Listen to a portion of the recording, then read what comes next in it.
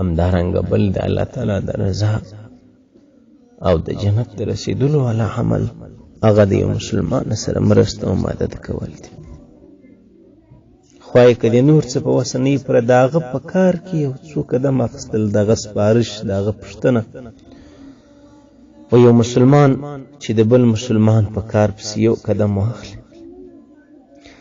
الله رب العزت د دې مسلمان چې دا قدم یې د دې بل مسلمان په مرستو مدد کې اخیستی دي، مدد یې کړی دي، د هغه په کار کې دی تللی دي، او د جهنم تر مابین 7 خندقه فاصله راولي. چې د یو خندق او د بل خندق در مابین به دومره فاصله وي لکه د اسمانه څه بیا تر مځکې پورې، چې یو 2 قدمه ته د بل مسلمان په مرستو مدد کې واخلې. نو چې مرستې ته وکړې، چې د هغو کومک وکړې، ته د هغو سره لوېدلې بار پورته کړې، ته د هغو بار در کوره ورسې، ته هغه مسلمان تر کوره پورې ورسې، نو بیا به الله تعالی بدله په څنګه شکل درکړي.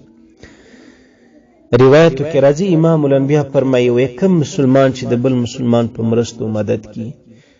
ته د بل مرسته کوه، الله رب العزت وعده کړی دی چې زه به د تا مرسته کوم.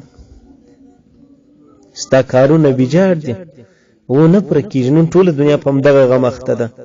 نو ته راولاړ شه دا کار وکړه چې خدای دې مرسته او مدد وکړي. او که یو تکلیف نه تا یو مسلمان خلاص کړي، دا په حدیثو کې ذکر دی، الله رب العزت به تا د ورځې د آخرت د تکالیفو څخه خلاص کړي. که تا په دنیا کې مسلمان ته جامه ورکړله، الله به په جنت کې درکړي. که تا یو غړپ اوبه په دنیا کې ورکړلې، الله به د جنت شراب در باندې مهر کړي. څونه فرق شته. که ته د یو مریض پوښتنې ته یا جنازې ته یا تعزیې او فاتحې ته ورلې، او یا زره فرشتې به د الله په دربار کې درته د مغفرت او د رحمت او د نورو درجو خواست کوي،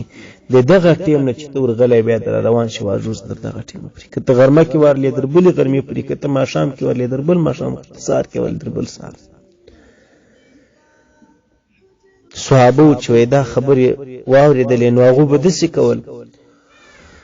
چې بیا به کوم وخت کې دا ټیم ډېرو یعنې په ورځ کې به ورتلل، چې ورځ به غټه په ورځ کې به ورتلل، چې په شپه غټه و په شپه کې به ورتلل، چې هلته در دغه بل شواروز یعنې در سهاره پورې چې اوس په شپه کې ورسي، در سهاره پورې چې سهار کې ورسي، در ماښام پورې مغفرت دعاګانې درته کوي، چې هلته وخت زیات ونیسي.